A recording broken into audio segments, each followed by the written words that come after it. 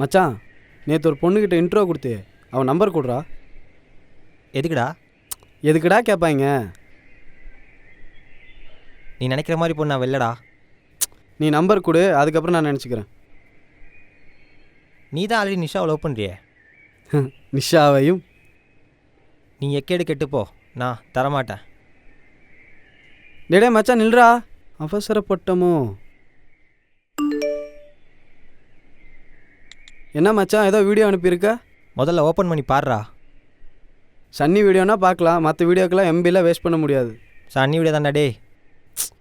இரு பார்த்துட்டு சொல்கிறேன்.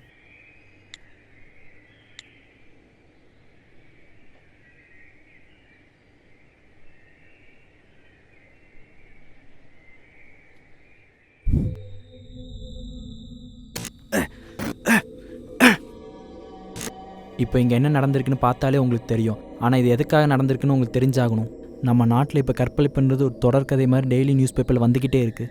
அந்த மாதிரி ஒரு சம்பவத்துக்கு சம்மந்தப்பட்டவன் தான் நான். அதுக்கான காரணமான மிருகம்தான் இது.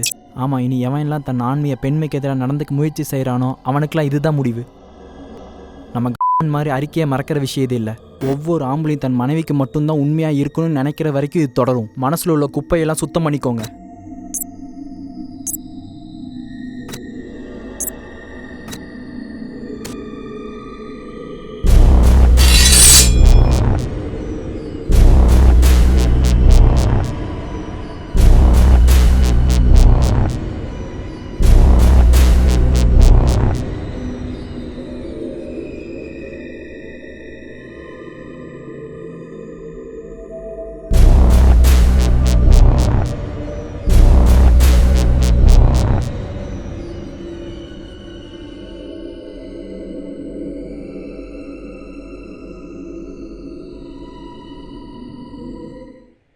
என்னடா பாட்டியா? ஒரு நிமிஷத்தை பூடி. கிளம்புடா சாமி.